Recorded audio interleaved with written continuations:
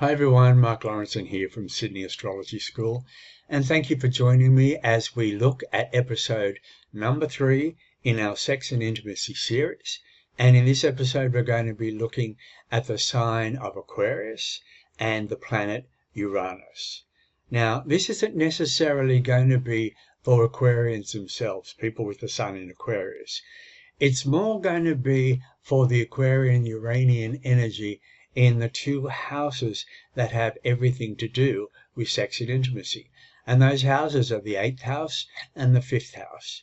Now, the 8th house, of course, is the deep bonding we have with other people. And the 5th house is about sex as well, but it's more about the joy of sex, falling in love, children. And I always find that sex comes out very, very strongly in the 5th house. You know, just on the level of something not only that we love and we love to do, but we do look for love in the 5th house. And sex is a big part of that too. So let's understand what this Uranian energy, what this Aquarian energy is all about. Now, I'm mainly going to be focusing on Aquarius on the cusp of the 5th house and the 8th house. Also, if you've got the planet Uranus in either of those houses, or if you have planets, particularly the Moon and Venus or Mars in Aquarius in the 5th house or the 8th house. Now, this video will be very important to you. Okay, so let's get a feel. Let's get a feel of that Aquarian energy. First off, so the Aquarian energy is always after a sense of freedom. And it is not necessarily, like the freedom of I can do whatever I want when I want to do it. I mean, that's part of it. But it's more about the freedom of who I am. It's the freedom of me as an individual, okay? And so it's always kind of pulling against the norm in a way to find that freedom. And when you think of Aquarius, Aquarius has got the reputation of being the coolest sign in the zodiac. You'll often look at Aquarius in texts and it'll often have the word aloof written next to it. Aquarius is a cool banana. And I want to say that being a cool banana is part of its MO. It's part of its way of being able to find out who it is outside of its need to get emotionally entangled. Now, this becomes really interesting, doesn't it? Because the whole idea of the 5th and the 8th houses have everything to do with being able to, in a way, being able to come into a place with somebody else where our feelings and our hearts and our bodies and our minds and our sex gets involved. And so Aquarius, the whole idea of Aquarius is to not get swallowed up in that. It's about a feeling of being able to be in those kind of situations, but at the same time maintaining a very, very strong sense of my authenticity and who I am. And so you're going to get this kind of freedom closeness dilemma going on. You've heard of that one before. It's kind of like this feeling of I want to get close to people.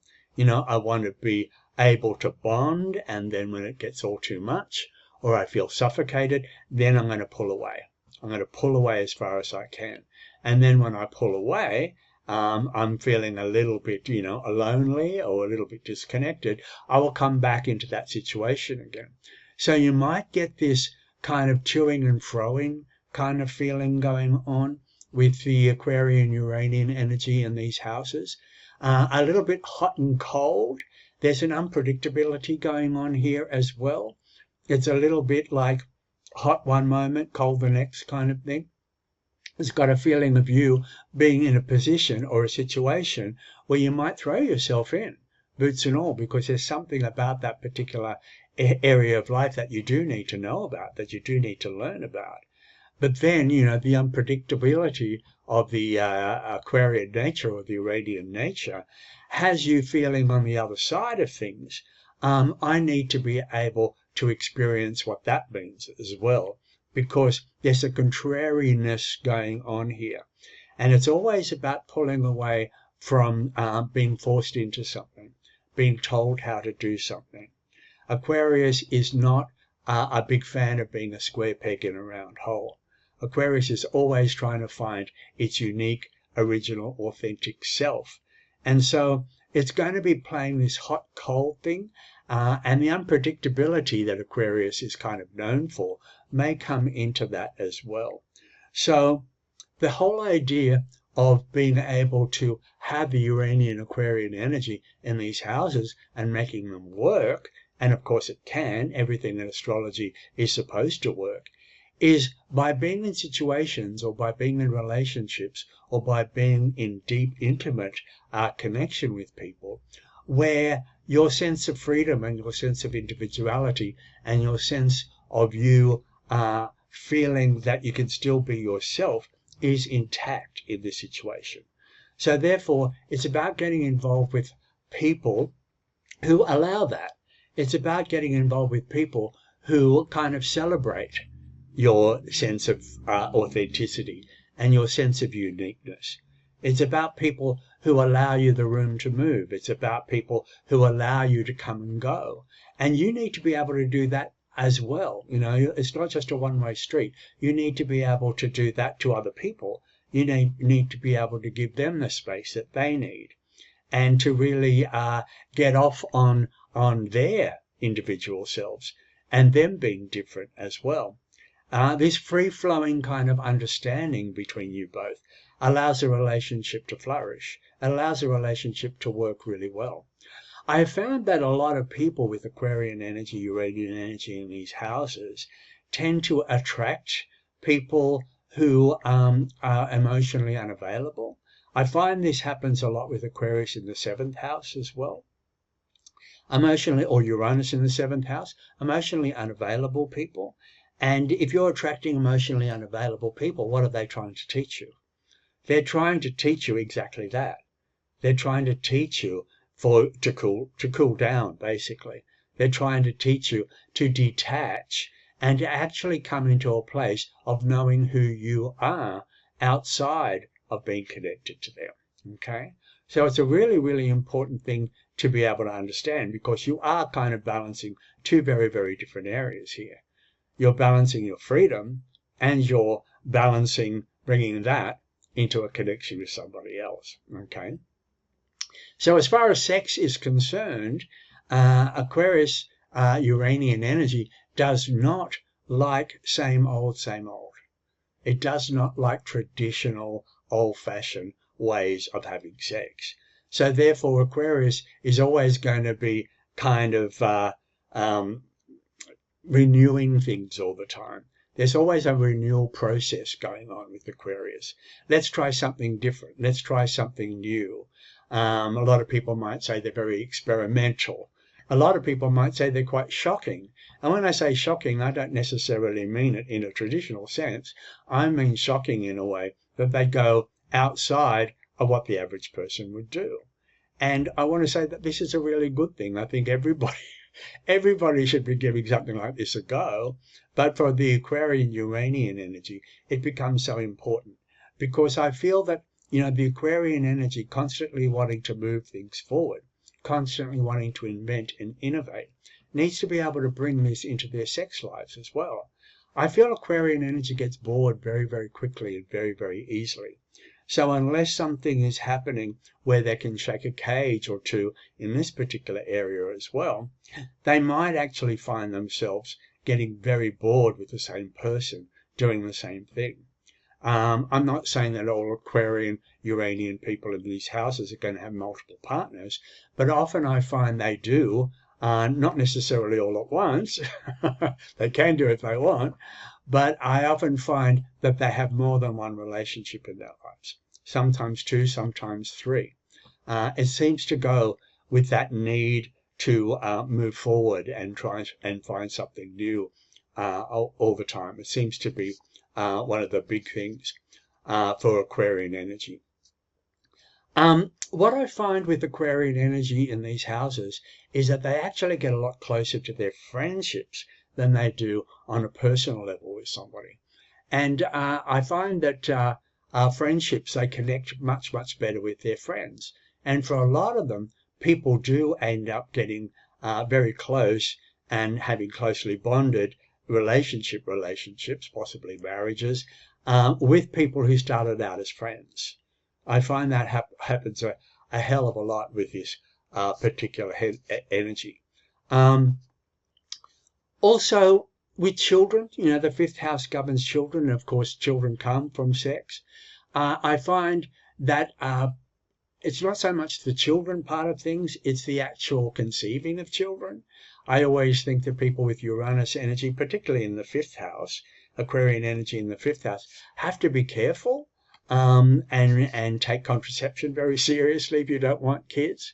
I often find unexpected pregnancies can come up with this particular energy. The out of the blue pregnancy. This is the last thing I thought would have happened to me. All that kind of stuff comes into it.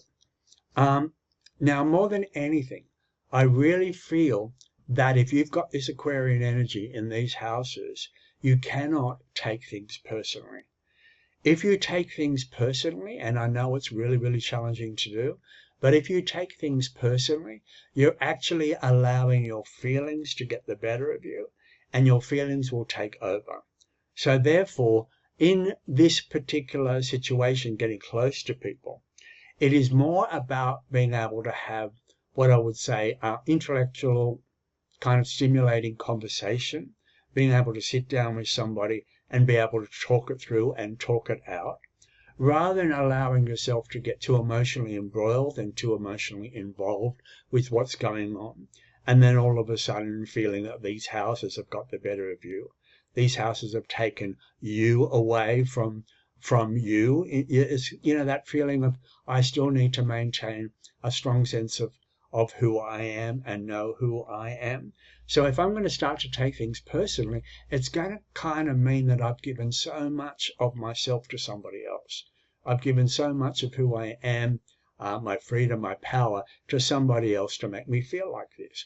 As I said, it's not easy. As I said, it is challenging, but it's really important for everybody who's got Aquarian, Uranian energy in the deeper houses where you do connect with people, to be able to try your best to maintain a sense of, I would say, objectivity, or a sense of emotional, I was going to say emotional distance or disconnection, but I'm saying that not necessarily in a way where we pull away from each other, but where we can be in contact with each other, where we can really love each other, yet at the same time find it's more like a more mature kind of way, or a different kind of way, an unusual kind of way to have our relationship work. I think that's really, really, really important. So if you've got the Aquarian energy in these houses, if you've got Uranus in the 8th house, or if you've got Uranus in the 5th house, I just want to end up by saying that this is a really beautiful, beautiful placement, because it's a placement of not only being able to understand who you are in the context of love and falling in love and being able to get into deep bonded connection with somebody else, but it's also an understanding of you maintaining a strong sense of your authentic, original, I want to say unedited, unapologetic self while you are in there at the same time. And if you can do both, of those things, then you've got this, it's going to be one of those parts of your chart that you'll really celebrate.